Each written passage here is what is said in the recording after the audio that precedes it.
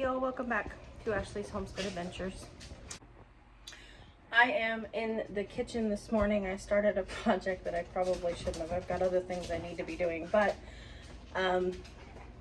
the persimmon seeds that we saved from the persimmons, they had been sitting in the jar for long enough. They had done their thing, their fermentation, and it was time to rinse them off and get them laid out to dry.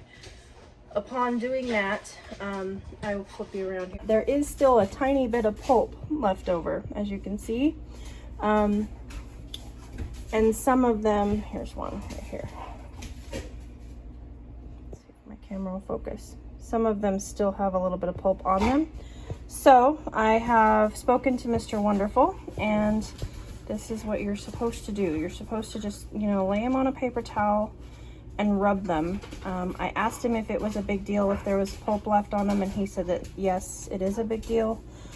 And on the front end, I wanted to bring you guys along for this because I always try to bring you along for our experiments, so that you guys can watch us succeed or fail before you try. And I wanted to make sure that I told you about the persimmons jam. I made a video on persimmons jam. Here's what I learned from that. It was my first time, and I went to my friends and we tried each other's recipes. Hers was good. She was diligent about waiting until the persimmons were extremely ripe, and I wasn't so picky, and I failed because of it. I flat out failed because of it. So it says that most people that farm persimmons, at least this is what Google says, my research, they a lot of times, like, they'll tarp underneath the trees. So they wait until the persimmons actually falls off the tree, and then that's how they harvest them. They need to fall off the tree ripe before you process them. Secondly, we were using wild persimmons and not farmed, you know, domestic persimmons, I guess. These are wild native Arkansas persimmons.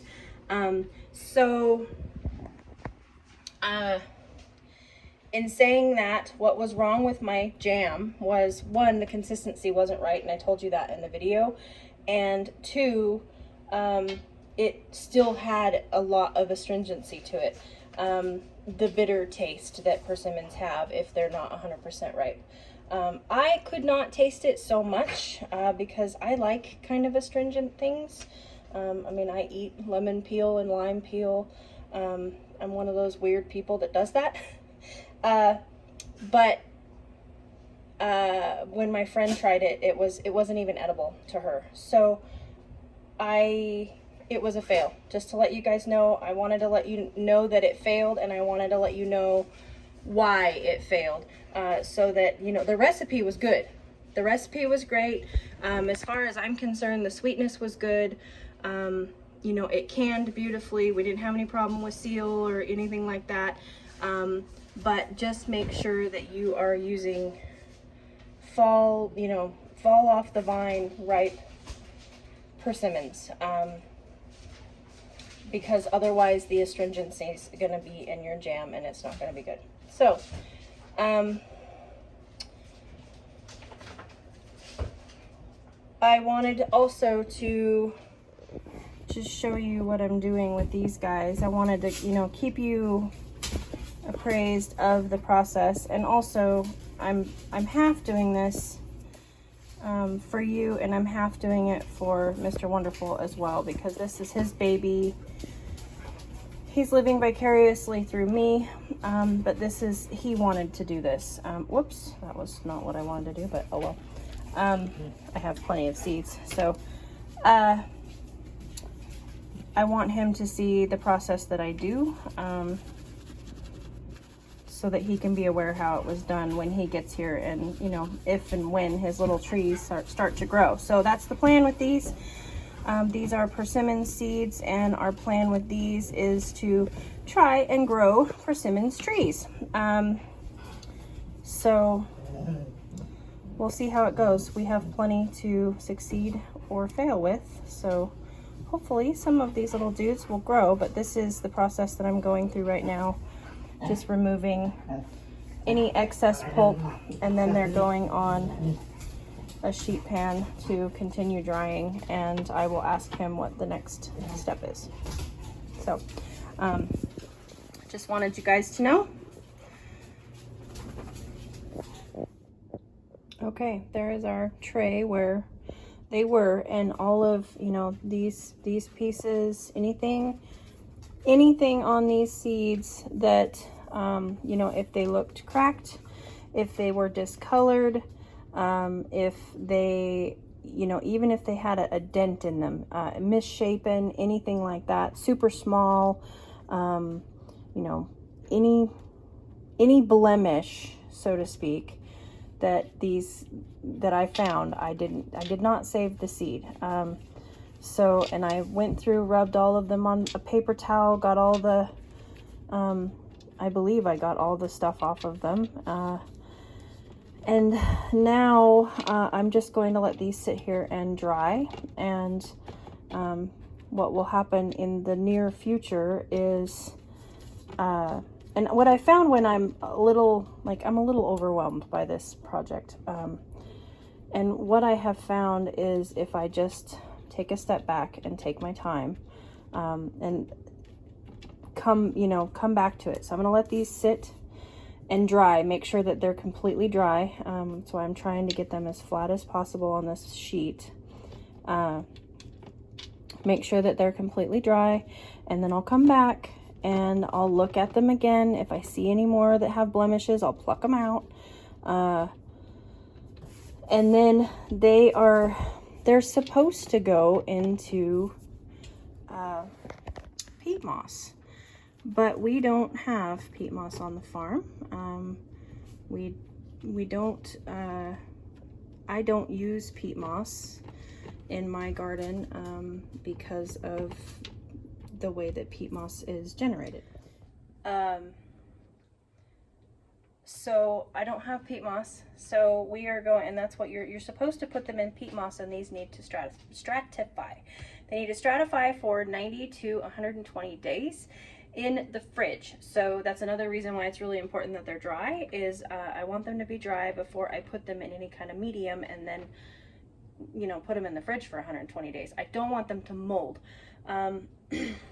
And also Mr. Wonderful just told me a tip that I have never tried, but that he has learned, and cinnamon actually helps not alleviate, but helps to inhibit mold growth.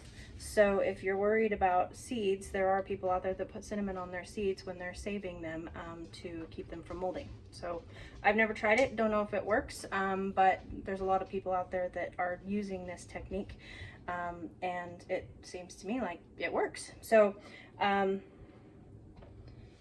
gonna let these dry really good, and then we're gonna try a few different ways of saving these. Because I have so many, I mean I have hundreds, we're gonna try a few different ways. I'm gonna try my normal vegetable way of saving seeds that have to stratify is I put them in the freezer. I put them in a baggie and I put them in the freezer, and I forget about them until spring, and then when I pull them out in spring, they're stratified. And stratified just means that they need to go through it is a seed's way of making sure that they don't sprout too early, and then the freeze kills them. So a seed has to go through a certain time of being cold, being below 40 degrees, and then when it warms back up, then they know that it's springtime and it's time to sprout. So certain seeds need to be stratified, and these are some of them. But we're gonna go ahead and try a few different ways of stratifying these. We're gonna put, I think I'm gonna do like, I'm gonna put some in a baggie and just put them in the freezer. And then I'm also going to try a few different mediums and putting them in the fridge, because that's everything that we're researching is telling us to put them in the fridge. So we'll try a few different mediums and put them in the fridge, but it won't be peat moss because I don't have any. So that's where that's at. I think we definitely have plenty of persimmon seeds. I need to pick up my mess. Okay, so here's what we've done. I have labeled every bag. We've got 4 bags here, and then I put a small amount of seeds in the freezer. Just in a baggie in the freezer. I have let the seeds dry thoroughly. They're nice and dry. And what we're gonna do is we're gonna just divide them up 4 ways, and we're gonna put a quarter of them in, this is back dough and perlite, 50-50. This is 50-50 back dough, which is a seeds, like a compost. And wood chips. Mostly hay, and I added some perlite in there. And just back dough compost. Now, these are all supposed to go in the fridge. And part of me wants to just take a handful of them and put them in the fridge, just like in a cup or something.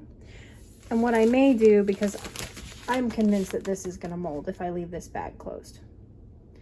So what I may do is I may just actually just leave this open. But we can't forget, I did just stick those in the freezer.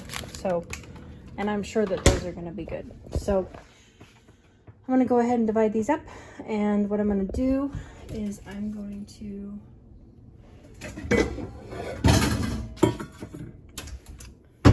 put the ingredients of a bag in the bowl, and then put the quarter of the seeds in there, mix them in, and then put them back in the bag. Okay, here we are. We've got them all mixed in there.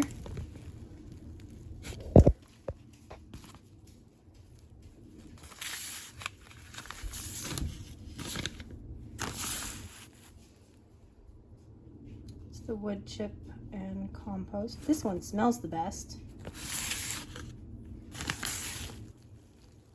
This is the driest. This is actually the one that I think may be the most successful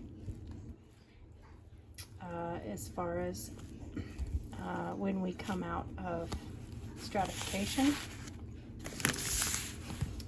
And then here we are in just the compost.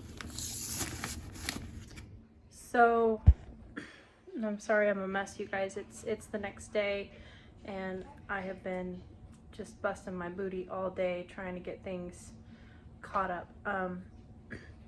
It's the evening, as you can see. It's dark outside. So I just got done loading yet another trailer of hay. So sorry if you see any hay stuck to me. So these now need to go in the fridge for 3 to 4 months, so 90 to 120 days of stratification. And I actually think, because all of the videos that we saw, they were like, you know, put them in a bowl or put them in a pot, or, you know, this or that. And I chose to put them in baggies because that was a really easy way to label them. I think I'm going to leave all of the baggies open because I just really feel like they're going to mold if I don't in the fridge. So we will see. The saga of the persimmons is officially started. We'll see how they do. I'm going to go ahead and put these guys in the fridge.